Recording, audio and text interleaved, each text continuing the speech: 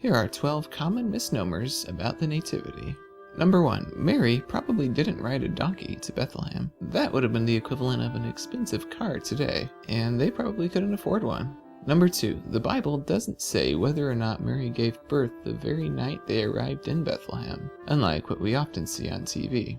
Number 3. The Bible does not speak of an innkeeper. Number 4. The Bible does not say that Jesus was born in a stable, only that he was placed in a manger. Number 5. The Bible never says that the little Lord Jesus didn't cry, unlike what's said in the popular carols and songs. Number 6. The Bible doesn't say that kings came to visit Jesus, but instead says magi or magicians came, and they only appear in Matthew's Gospel. Luke doesn't mention them at all. Number 7. The Bible doesn't say that there were 3 magi. It actually doesn't say how many there were. Number 8. The Bible also doesn't say that the only gifts given to Jesus by the Magi were gold, frankincense, and myrrh. There may have been other gifts as well.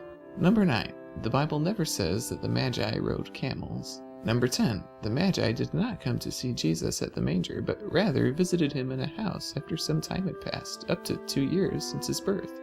Number 11. Jesus was not born on December 25th. He was most likely born in late September during the Feast of Tabernacles, which would, however, place his conception in late December. We know this from Luke's Gospel and the chronology he offers of John the Baptist's birth. The dates and times that Luke offers us indicate that Jesus was likely born in late September. Also, this would make sense because the shepherds whom the angels speak to were taking care of their flocks out in the fields, and this would only happen after the farmer's harvest had been completed, which would be in late September. Number 12. While Christmas pageants often depict these shepherds as older men with beards, in the Bedouin culture of the Middle East, from ancient times through even today, shepherding is not considered men's work. Rather, it's the work of unmarried girls from age 8 through their early teens, and boys prior to the age of puberty. We see this in the Old Testament with the daughters of Jethro and the boy David. In reality, this work is more time-consuming than it is difficult, and the men in the Middle Eastern cultures rarely stoop to such work.